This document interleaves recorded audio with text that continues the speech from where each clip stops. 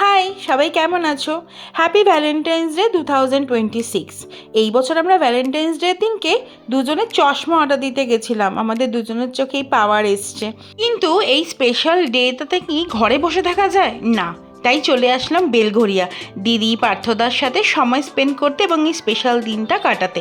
কিন্তু এসে দেখি তো সারপ্রাইজ, মানে ভ্যালেন্টাইন ডে সেলিব্রেট করা হবে কেক কাটিং করে, তার সাথে দিদির হাতের ইয়ামি রান্না। আমরা তো জানতামই না, কিন্তু তার সাথে সাথেই দেবাংশী প্রিয়াংশীর ওয়ার্ম ওয়েলকাম এবং তার সাথে কেক কাটিং, দিদি পার্থদা, আমার দুই মেয়ে। মানে আমি জাস্ট ভাবছিলাম যে চশমা হচ্ছে, মানে বয়স হয়ে যাচ্ছে, কিন্তু না, অ্যাকচুয়ালি এখন আমি লাইফটাকে অ্যাকচুয়ালি এনজয় করতে পারি। অ্যাকচুয়ালি এখানে প্রিয়াংশী কেক কাটিং করছে এবং কেকটা জাস্ট অসাম ছিল, অসাম ছিল।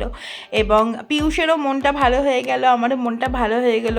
তো আমরা, বয়স হচ্ছে হোক, তার সাথে আনন্দও থাকুক এবং তার সাথে সব কিছু থাকুক, সব কিছু চলুক। এই যে শালা জামাইবাবুর কি সুন্দর ডান্স, এইরকম কোনো পরিবারে দেখবে তোমরা। আমরা সো লাকি যে আমাদের পরিবারে এরকম দুজন সাপোর্টিভ মানুষ আছে যারা সব সময় সাথে থাকে। এরপরে শুরু হয়েছিল আমার আর প্রিয়াংশীর একদম বিসর্জনের ডান্স, মানে ধামাল ডান্স যাকে বলে। আর মন খুলে অনেক দিন বাদেই ডান্স করছিলাম। অ্যাকচুয়ালি কী বলো তো, সময় যেরকমই হোক, কিন্তু আনন্দ করার একটা মুহূর্ত আমরা ছাড়বো না, কারণ মুহূর্তেই তো জীবন না। আর যেখানে পিয়ুষ আর আমি ডান্স করি সেখানে তো আলাদা লেভেলেরই এনার্জি ভাই, only positive vibes, no negativity. So এই সব মুহূর্তে আমি আর পিয়ুষ ভীষণ সুন্দরভাবে ডান্স করছিলাম এবং ও খুব মন খুলে ডান্স করছিল। আর আমাকে তো শুধু মিউজিক চালিয়ে দিতে হয়, আমি তাতেই ডান্স করি। এবং এরপরে আসছিলেন ডান্স করতে পিয়ুষ এবং পিয়ুষের জামাইবাবু পার্থদা আমাদের।